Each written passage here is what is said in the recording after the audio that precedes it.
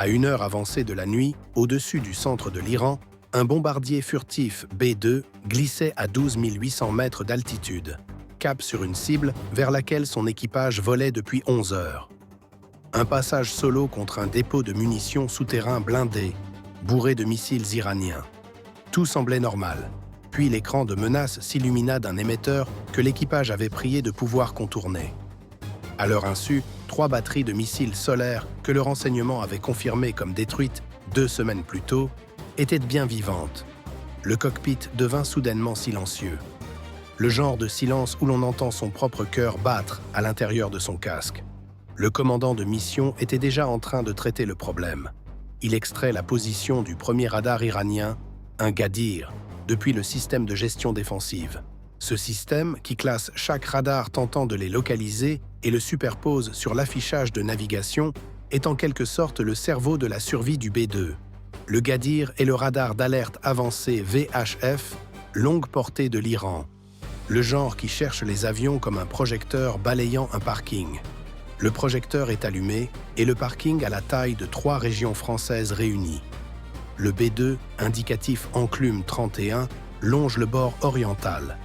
La zone nulle est étroite, un couloir d'une vingtaine de kilomètres entre le faisceau effectif du Gadir et un second radar d'alerte avancé, à 100 km à l'est, qui ne les a pas encore détectés. Passer proprement dans cette fenêtre et le retour VHF reste en dessous du seuil de confiance. Rater l'ouverture et le B-2 s'enregistre comme une piste solide sur le prochain passage. Le commandant appelle la correction au pilote. 3 degrés à droite. Le pilote s'ajuste sans un mot. La communication en cockpit fonctionne par signaux manuels et formules courtes.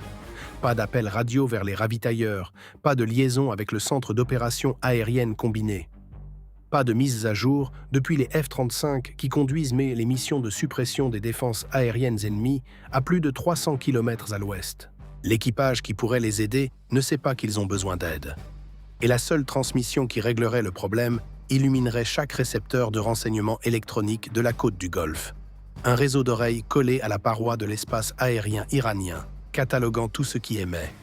Un appel radio d'Enclume 31 et chaque station d'interception encore opérationnelle sait exactement quelle portion de ciel surveiller.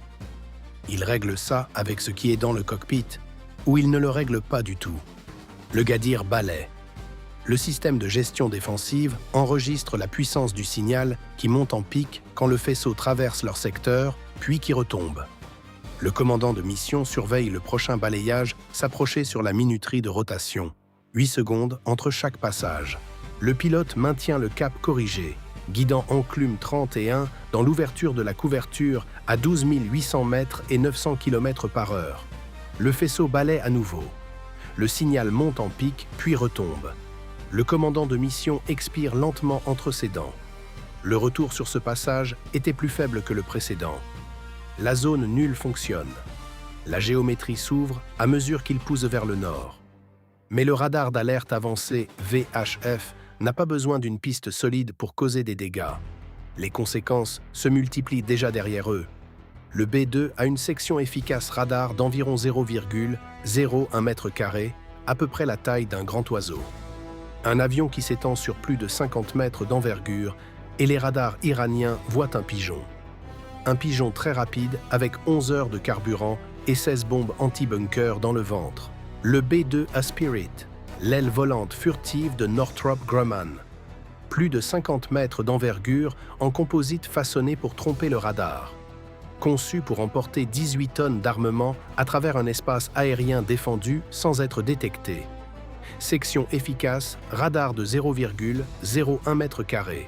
Rayon d'action de 11 000 km sans ravitaillement. Prix de 2,1 milliards de dollars par cellule. 21 exemplaires construits en tout. Ce que l'armée de l'air envoie quand la cible doit être détruite et que personne ne peut savoir qu'elle était là. L'Iran le cherche avec tout ce qu'il lui reste, et l'océan Indien leur a fourni de meilleurs retours radars que le B-2 ne le fait. La furtivité n'est pas un dispositif d'invisibilité. C'est chuchoter dans une salle pleine de gens qui crient, là où l'impulsion radar part à plein volume et où ce qui revient est si faible qu'il se perd dans le bruit de fond. Un opérateur iranien de radar d'alerte avancée avait capté un retour fugace. Un balayage invisible, le suivant parti. Troisième balayage, un fantôme cap au nord à haute altitude. Un mois après le début de l'opération Fureur épique, un contact à faible confiance se dirigeant vers Ispahan ne se classe pas et ne s'oublie pas. Voici pourquoi ce fantôme existait. Le B2 a été conçu pour contrer les radars de conduite de tir comme celui-ci, les systèmes à bande X et S qu'utilisent les batteries de missiles pour guider leurs roquettes. Le VHF est une autre bête. Les longueurs d'onde sont physiquement longues, de la même taille que les bords d'ailes et les entrées de moteur du B2. Quand une onde radar correspond aux dimensions de l'objet qu'elle frappe, la mise en forme furtive cesse de fonctionner comme elle le devrait. L'onde ne glisse pas dessus, elle rebondit. Se cacher derrière un grillage fonctionne bien si quelqu'un cherche avec un pointeur laser. Le faisceau passe simplement dans les mailles. Ça ne fonctionne plus quand on inonde la zone avec un projecteur grand comme une porte de hangar. Le radar VHF est ce projecteur.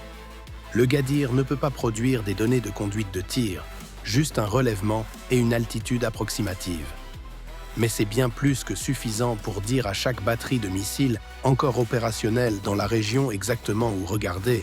Le rapport se propage via des lignes terrestres survivantes jusqu'au commandement de la défense aérienne d'Ispahan, et une alerte de secteur est transmise à chaque batterie couvrant l'approche sud. L'équipage a traversé la zone nulle proprement, mais le fantôme qu'ils ont laissé sur le scope du Gadir parlait déjà à tous ceux qui comptent. Et la cible qui a amené Enclume 31 à travers 11 heures d'océan sous silence radio total est encore à une centaine de kilomètres au nord, un dépôt de munitions souterrain près du mont Safa à Ispahan. Missiles, roquettes, obus d'artillerie, assez d'armement pour approvisionner chaque site de lancement iranien menaçant les bases de la coalition dans le Golfe. Les 16 bombes pénétrantes de 2000 livres sur les lanceurs rotatifs sous les pieds de l'équipage ne servent à rien tant qu'ils n'arriveront pas là-bas. 40 minutes d'espace aérien iranien entre Enclume 31 et le largage des armes. Comme traverser un mauvais quartier avec une Rolex flambant neuve, et tout le réseau de défense aérienne survivant sait maintenant approximativement dans quelle direction regarder. Les 20 minutes suivantes sont la partie silencieuse. Des centaines de kilomètres d'espace aérien iranien où le système de gestion défensive ne montre rien que des radars distants, bien en dessous du seuil de détection. Le commandant de mission travaille à travers la liste de vérification des bombes pendant que le pilote maintient le cap sur un pilote automatique dont chaque circuit imprimé coûte plus cher qu'une voiture de luxe haut de gamme. À l'extérieur du cockpit, il n'y a rien à voir à 12 800 mètres. Juste le bourdonnement de 4 moteurs poussant un bombardier furtif à travers l'air raréfié à haute vitesse subsonique. Le genre de silence qui aiguise l'ouïe d'un équipage. Parce que dans un B2, le premier signe d'ennui n'est jamais visuel. C'est une tonalité du système de gestion défensive que l'on ressent dans les dents avant que le cerveau puisse l'enregistrer. Puis un nouvel émetteur apparaît sur le scope. Et ce n'est pas un radar d'alerte avancé. Radar d'engagement, square pair, relèvement 020, portée 80 km, classifié comme S200VE, désignation OTAN SA5 Gammon. Cette batterie ne devrait pas exister. Les images satellites de 2 semaines plus tôt montrèrent sa position d'origine comme un cratère fumant, et personne n'avait programmé un second regard. Mais les composants du lanceur sont là maintenant, dans un abri camouflé au sud d'Ispahan. Le même équipage qui les avait sortis des décombres 3 semaines plus tôt avait pointé les missiles sur le couloir que les avions de la coalition utilisaient depuis un mois. Ils ne s'étaient pas cachés de la guerre, ils l'étudiaient. Le commandant de la batterie S200 reçoit l'alerte de secteur sur son terminal à fibre optique. Il lui reste 4 missiles. Le moment où il allume son radar, chaque missile anti-radiation américain dans un rayon de 200 km saura exactement où il se trouve. Si le contact est réel et qu'il obtient une piste, il tire. Si c'est un fantôme et qu'il illumine pour rien, il vient de donner son adresse à chaque avion de la coalition dans la région. Le commandant de mission appelle un changement de cap sans attendre le second balayage. 15 degrés au nord, né sur le square pair. Le signal s'affaiblit sur le système de gestion défensive à mesure que l'angle d'aspect s'affine et que la portée s'ouvre. Il y a une raison pour laquelle il ne se détend pas. Le S200 ne cesse pas de chercher et il ne cesse pas de parler au réseau. Ce que le système de gestion défensive classe depuis les 90 dernières secondes. le S-200VE de conception soviétique, millésime années 60, le genre de système que la plupart des analystes classent sous la rubrique détruit. Son missile, le 5V-28, fait presque 11 mètres de long, à peu près la hauteur d'un immeuble de 3 étages. Il pèse 7 tonnes, emporte une ogive de 217 kg au-delà de Mach 3,5 sur des portées dépassant 250 km. C'est plus que la distance entre Paris et Bruxelles. Le radar de guidage Square Pair fonctionne en bande C, radar actif, criant dans l'obscurité et écoutant l'écho. Une fréquence que la mise en forme furtive du B2 réduit, mais ne peut pas neutraliser à courte portée. L'équipage vient de passer 2 minutes à prouver qu'il peut les trouver à 80 km. Le contribuable américain a construit un avion à 2,1 milliards de dollars pour contrer ce missile. En ce moment, le radar de ce missile construit une image précise de l'endroit exact où cet avion à 2,1 milliards de dollars tente de se dissimuler. Les données radar du S-200 transitent par les mêmes liaisons à fibre optique qui ont véhiculé l'alerte Gadir initiale. Le secteur se rafraîchit avec des données de conduite de tir confirmant que la cible est réelle, cap sur Ispahan et en train d'esquiver. Le changement de cap a gagné de la distance par rapport au S-200, tout en signalant simultanément à chaque batterie survivante que quelque chose qui vaut la peine d'être pourchassé est en approche. Pendant ce temps, la correction de 15 degrés a faussé les calculs de passage pour les 16 armes, et le commandant de mission recalcule les coordonnées GPS pendant que le tableau des menaces double. 90 secondes plus tard, le système de gestion défensive peint un nouvel émetteur au relèvement 045. Des impulsions intermittentes à intervalles qui se réduisent à mesure que quelqu'un rétrécit un faisceau vers le secteur du B2. L'AN-APR50 le classifie comme un Mirage 4, AESA, réseau à balayage électronique actif, le radar de conduite de tir d'une batterie Bavard 373 au nord-est d'Ispahan. L'APR50 est la bibliothèque de menaces du B2. Il capte une impulsion radar, compare l'empreinte de la forme d'onde avec chaque émetteur connu dans sa base de données et indique à l'équipage exactement ce qui les chasse. Le Bavard 373 ressemble à un détecteur de mouvement sur une porte de garage. Il ne se déclenche que si quelque chose traverse son faisceau. Seul, trouver un avion furtif avec un détecteur de mouvement est impossible. Mais quelqu'un vient de lui dire exactement où chercher. Le Gadir lui a donné le quartier. Le S-200 lui a donné la rue. Le Mirage 4 fait du porte-à-porte. Voici le problème qui n'a pas de réponse propre.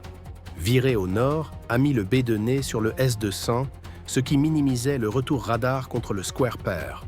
Mais né sur le S-200, ses flancs sur le Bavard 373, présentant une section efficace considérablement plus grande au système le plus capable. Chaque degré de cap favorisant une menace expose l'avion à l'autre, comme essayer de se cacher de sa femme et de sa belle-mère en même temps lors d'un dîner de famille. Se tourner vers l'une et vous faites face à l'autre. Et les deux ont des questions. À l'intérieur de la batterie Bavard 373, le commandant observe son affichage pendant que le Mirage 4 balaie le secteur en passe de plus en plus étroite. Il ne peut pas confirmer ce qu'il voit, mais il a passé un mois à regarder les frappes de la coalition aplatir tout ce qui l'entourait pendant qu'il gardait son radar éteint, préservant sa batterie pour une cible qui en vaudrait le risque. Si quelque chose d'assez important pour voler seul vers Ispahan est en approche cette nuit, il passera dans son secteur. Il rétrécit son faisceau. Le commandant de mission active la suite de contre-mesures électroniques, le versant actif de la furtivité du B2. Logés dans les ailes du B2, ces modules captent les impulsions radar du Mirage 4 et les réémettent avec un retard calculé et un décalage de fréquence. Le résultat remplit l'écran du Bavard 373 de cibles fantômes qui paraissent juste assez réelles pour ruiner la piste. Contre un vieux radar à antenne parabolique, les contre-mesures électroniques créeraient un faux parfait à des kilomètres de l'avion réel. Le Mirage 4 est plus intelligent que ça. Il vérifie son propre travail en recoupant les retours depuis différents angles de faisceau. On ne peut pas le duper complètement, mais on peut rendre l'image assez floue pour qu'il ne puisse pas maintenir un verrouillage. Imaginez que quelqu'un vous envoie 30 versions légèrement différentes du même message. Vous savez que l'une d'elles est la vraie, mais le temps de comprendre laquelle, la conversation a continué. l'indicateur de menace du bavard. 373 passe de solide à intermittent sur le système de gestion défensive et le commandant de mission le regarde vaciller. Les contre-mesures électroniques leur ont acheté du temps, mais ont aussi aggravé les choses. Le système émet. Les émissions de brouillage sont détectables par tout récepteur de renseignements électroniques en ligne de mire.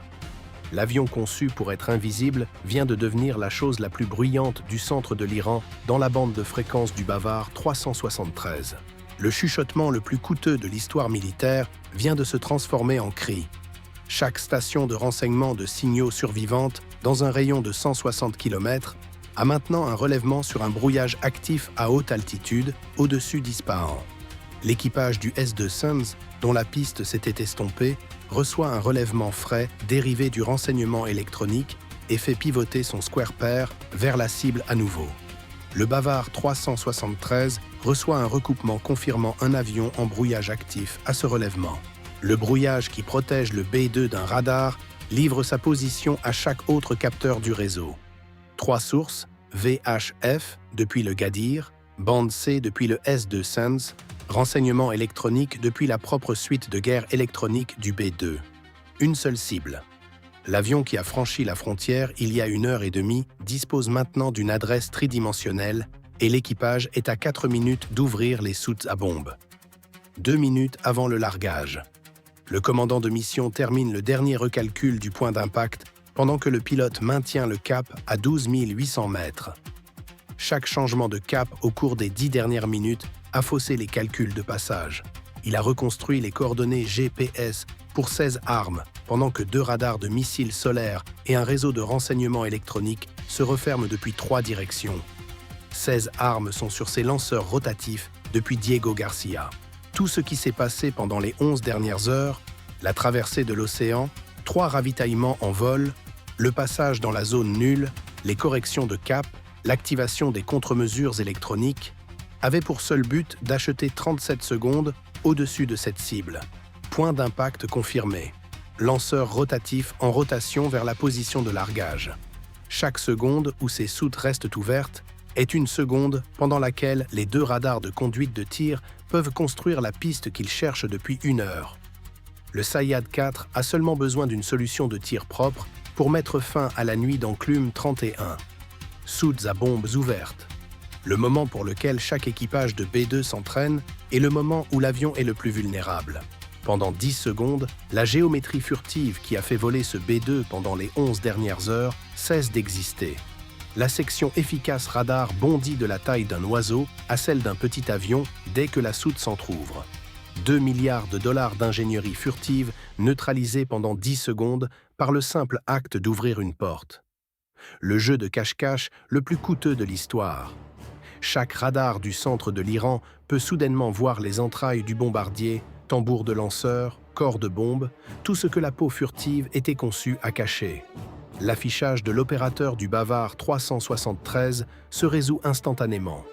La piste intermittente se précise en un retour solide, avion, relèvement sud, 12 800 mètres, et il demande l'autorisation d'ouverture du feu.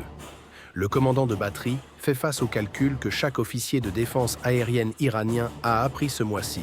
La moitié des batteries qui avaient été illuminées avec un radar de conduite de tir avaient attiré des missiles américains anti-radiation en moins de 90 secondes. Illuminer pour tirer pourrait se terminer avec un HARM, missile anti-radiation haute vitesse, fonçant sur son propre faisceau radar avant que son intercepteur puisse quitter le rail.